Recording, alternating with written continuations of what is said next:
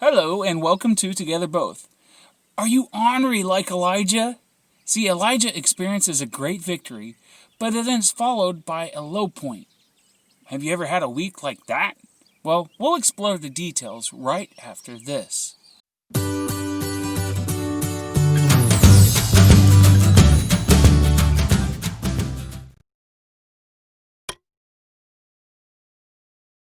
See, back in the book of 1 Kings, we get to see one of my most favorite stories from the Bible.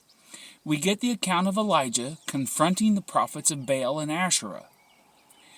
The Israelites had given up worshiping Jehovah, and they were worshiping Baal instead under the leadership of King Ahab.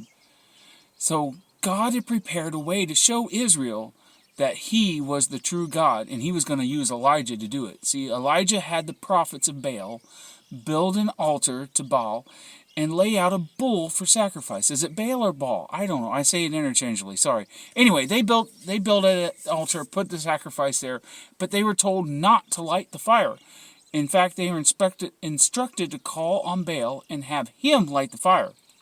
Elijah would construct his own altar to Jehovah, and he was going to do the same thing. But he told the Baal worshippers, hey, you guys go first. So from morning to noon, they called on Baal with absolutely no results. And this is where the story gets fun. Listen to how Elijah responds to him. He shows the ornery side of himself, and I love it. In 1 Kings 18, verses 27 through 29. At noon, Elijah began to taunt them, shouting, louder, he said. Surely he's a god. Perhaps he's in deep thought, or busy, or traveling.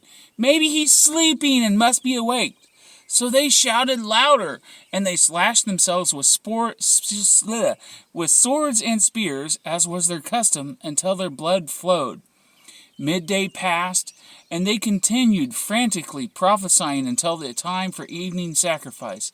But there was no response. No one answered. No one paid attention. Okay, that was enough time. Elijah was ready to prove the point that Jehovah is the true God of Israel. He even made it more of a challenge. See, he soaked the wood and the bull with water. Listen in verse 30 through 35. Then Elijah said to the people, come here to me. And they came over to him. He repaired the altar of the Lord, which had been taken down. He took stones, 12 stones, one for each of the tribes descended from Jacob, to whom the word of the Lord had come, saying, your name shall be Israel. With the stones he built an altar in the name of the Lord, and he dug a large trench around it, large enough to hold 2 seahs of seed. I'm not sure how much that is. It's probably a lot. He arranged the wood, cut the bull into pieces, and laid it on the wood. Then he said to them, fill 4 large jars with water, and pour it on the offering and on the wood. So they did that. Do it again, he said, and they did it again. Do it a 3rd time, he ordered, and they did it the 3rd time. The water ran down around the altar and even filled the trench. Okay, so here it is, soaking wet. It's drenched. And it's time for God's response. Verse 36 through 39. At the time of sacrifice, the prophet Elijah stepped forward and he prayed, Lord, God of Abraham, Isaac, and Israel, let it be known today that you are God in Israel, and that I am your servant and have done all these things at your command. Answer me, Lord, answer me, so these people will know that you, Lord, are God, and that you are turning their hearts back again. Then the fire of the Lord fell and burned up the sacrifice, the wood, the stones, and the soil, and also licked up the water in the trench. When all the people saw this, they fell prostrate and they cried, the Lord, he is God! The Lord, he is God! Boom! Everything vaporized. The wood, the bull, even the stones in the soil, gone.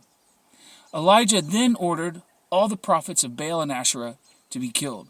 It's such a high point in his life, I'm sure.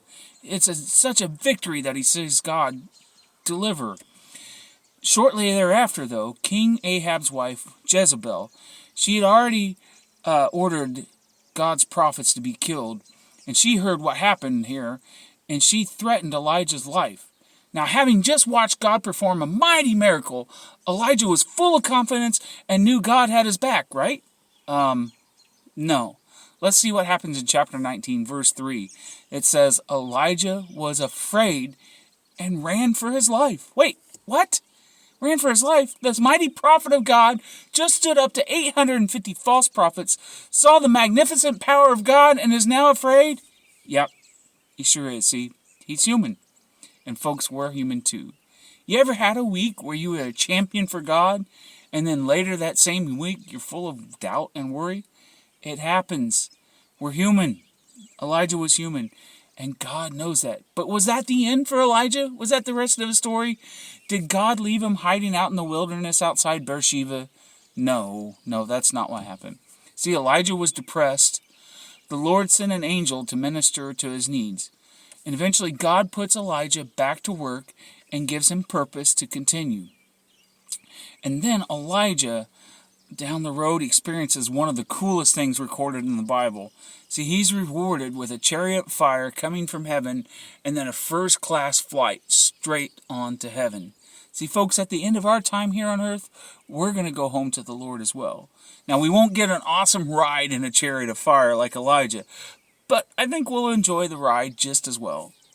So what's the moral of the story? Even the great heroes of the Bible have low moments.